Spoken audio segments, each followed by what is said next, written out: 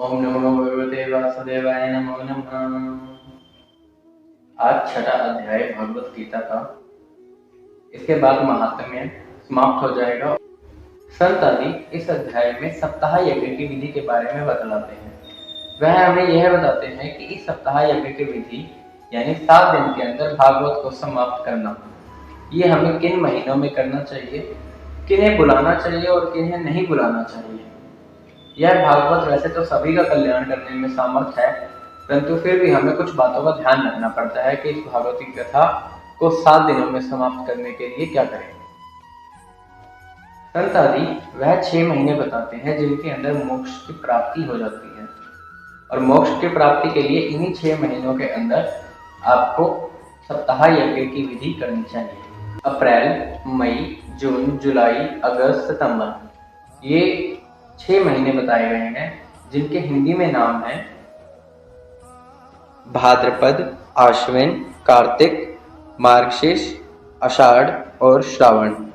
कथा एक ऐसी जगह पर होनी चाहिए जिसके पास एक चौड़ा मैदान हो, और उस समय घर की जो सामग्री है उसको एक जगह एकत्रित करके इकट्ठा करके रख देना चाहिए। उस समय पर हमें भोजन जमीन पर करना चाहिए। निराहार रह सके तो और अच्छी बात है, नहीं तो एक समय ही भोजन ग्रहण करें।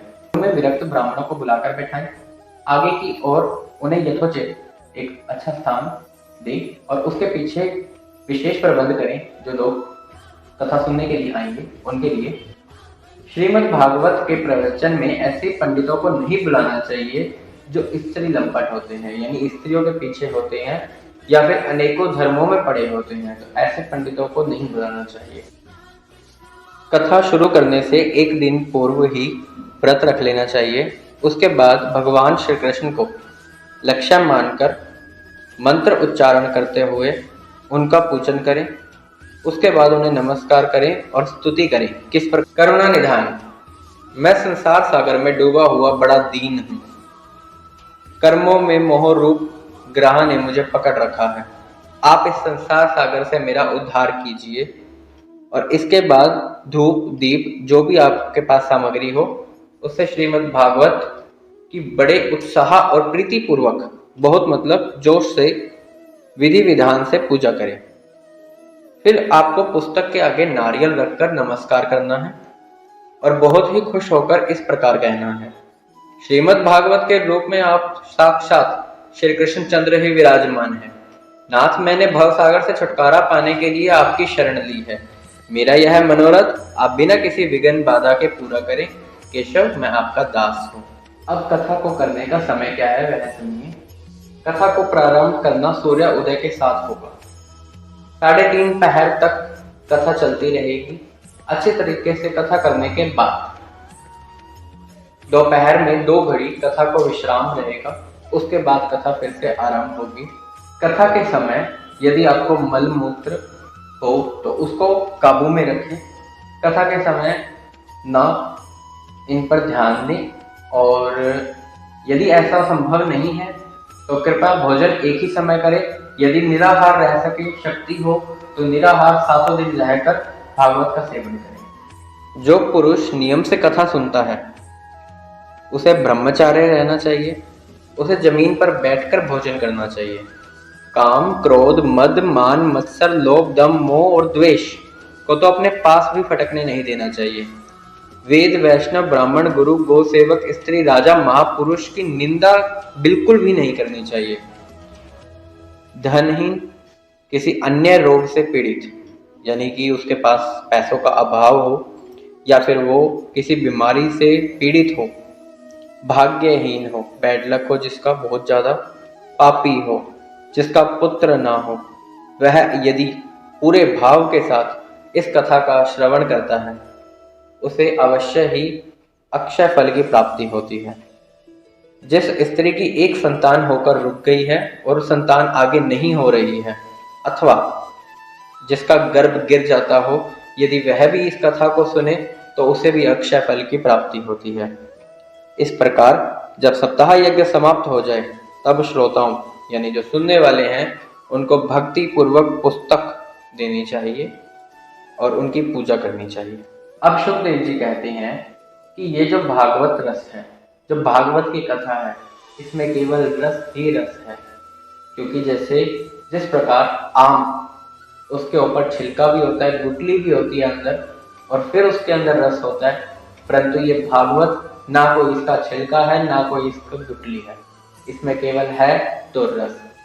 जब किसी पुण्य आत्मा के मन में ये इच्छा उत्पन्न होती है कि उसे भागवत श्रवण करनी चाहिए, तब मानो उसके करोड़ों जन्म के पुण्य उदय हो गए हैं। तब साक्षात श्री हरि उसके हृदय में आकर विराजमान हो जाते हैं। वह उसमें बिल्कुल भी देरी नहीं करते। अन्य देवता भी वहां कथा सुनने के लिए आ जाते हैं, यदि है सप्ताह यज्ञ की विधि का सही पूर्वक नियम पूर्वक विधान किया जाए तो।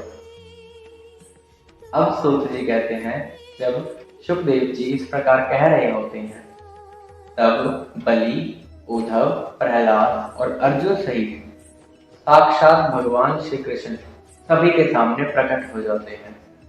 उस समय में जो लोगों की कामना थी वह इतनी ही थी कि जब भी यह कथा आरंभ हो, कहीं पर भी हो, तब भगवान स्वयं इसे सुनने के लिए या फिर भक्तों के हृदय में आ बैठे। साक्षात भगवान प्रकट होते हैं।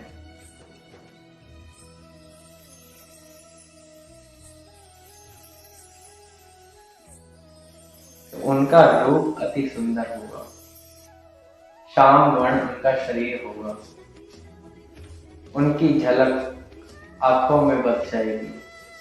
उनको देखकर पहले तो शायद ही कुछ बोलने को मिले, क्योंकि उतनी सुंदर छवि देखकर शायद जबान पर ताला लग जाए, कुछ मांगने को हो ही ना। ऐसा कई भक्त जनों के साथ होता भी है कि घर से सोच के तो चलेंगे कि वहां जाकर यह मांगेंगे वह मांगेंगे, परंतु वह जिस भी धर्म में जिस भी भगवान के दर्शन करने जाते हैं उनको वहां जाकर कुछ बोलने को मिलता ही नहीं, वो अपनी इच्छा प्रस्तुत ही नहीं कर पाते। तो सोचिए, जब भगवान साक्षात सामने आ जाएंगे तब उनसे क्या ही मांगेंगे। इसलिए कहते हैं कि अब कोई और विशेष कामना नहीं है, हमको तो केवल उनका प्यार चाहिए।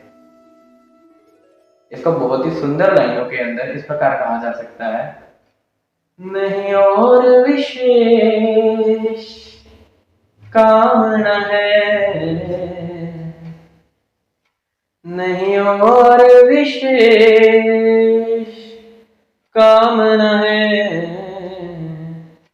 हमको चाहिए बस प्यार तेरा,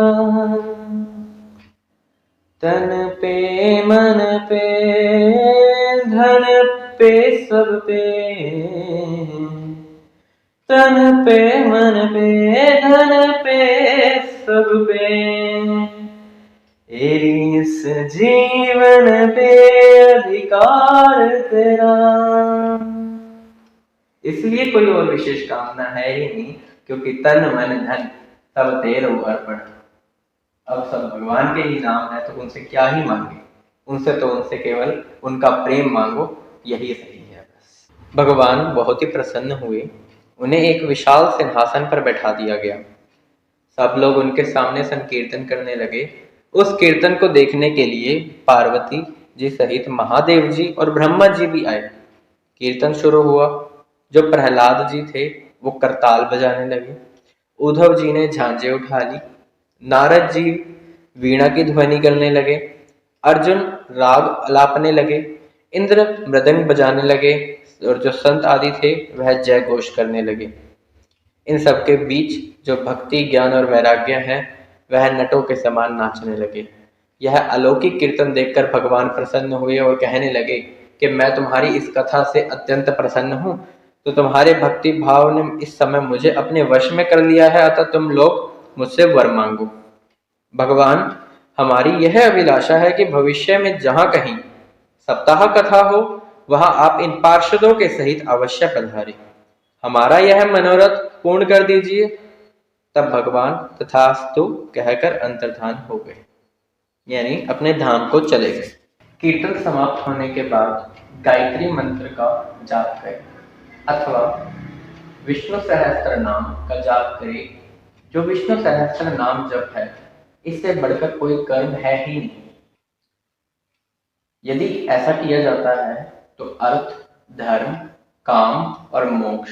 आपको इस जीवन में जिस चीज की प्राप्ति करनी है, चाहे वो अर्थ से है, चाहे वो काम से रिलेटेड है, चाहे अत्यधिक धन दौलत है, चाहे कोई स्त्री है, चाहे कोई पुत्र है, आपको जिस भी चीज की आशा होगी, यदि आप भाव से, मन से भागवत कथा का स्मरण करते हैं, भगवान श्री हरि को अपने हृदय में विराजमान करते हैं, तो मुझे नहीं लगता इस त्रिलोक में आपके लिए कोई चीज असंभव है, असाध्य है। यहाँ तक कि नारद जी, जो कि उनके भक्तों में सबसे श्रेष्ठ हैं, वह भी यह कहते हैं कि मैं तो सर्वधर्म में सबसे ऊपर श्री भागवत धर्म को मानता हूँ। भागवत कथा ही महापुराण है, वह ही सबसे ऊपर है, क्योंकि यह वैकुंठ में बैठे हरि की प्राप्ति के लिए सरल साधन है। इससे वैकुंठ का दूसरा नाम है गोलोक। गोलोक में बैठे हुए भगवान श्री कृष्ण की प्राप्ति हो जाती है। उस समय पर संसार समुद्र के अंदर डूब रहे लोगों के लिए केवल एकमात्र साधन था, वह था भागवत। आज के समय में भी यही साधन है, केवल भागवत। यदि आप संसार सागर में नहीं डूबना चाहते, इन योनियों में नहीं भटकना चाहते और हरि की प्राप्ति करना चाहते हैं, तो केवल भागवत ही एक साधन है, अन्यथा और कोई साधन नहीं है। अब शौनक जी पूछते हैं कि कृपा करके आप हमें यह बतलाइए कि गोकर्ण धुंधुकारी को राजा परीक्षित को सुखदेव जी ने और नारद जी को संत आदि ने यह कथा कब कब सुनाई। तब सूत जी कहते हैं कि यह कथा राजा परीक्षित को सुखदेव जी ने जब भगवान श्री कृष्ण इस धाम को छोड़कर, इस मृत्यु लोक को छोड़कर अपने धाम को चले गए थे, उसके 30 वर्ष से कुछ अधिक बीत जाने के बाद सुनाई। और यह कथा जून के महीने में सुनाई गई थी। राजा परीक्षित की कथा सुनने के 200 वर्ष के पश्चात यह कथा गोकर्ण जी ने धुंधुकारी को सुनाई और यह कथा अप्रैल में सुनाई गई थी। तब उसके बाद 30 वर्ष और बीत जाने के बाद यह कथा सनका आदि ने नारद जी को सुनाई। तो इस प्रकार सूत जी ने शौनक जी के द्वारा पूछे हुए सभी प्रश्नों का उत्तर दे दिया। साथ ही उन्होंने यह भी बताया कि एक बार की बात है कि यमराज ने अपने दूतों को हाथ में पाश लिए देख उनके कान में कहा कि जो भागवत भक्त होगा, जो भागवत की कथा का नित्य प्रति सेवन करेगा, मैं उनको कष्ट देने की सामर्थ्य नहीं रखता, तो कृपा करके आप उनको हाथ भी मत लगाना। इस भागवत गीता का जिसके कंठ से संबंध हो जाता है, वह तो मानव वैकुंठ का स्वामी हो जाता है।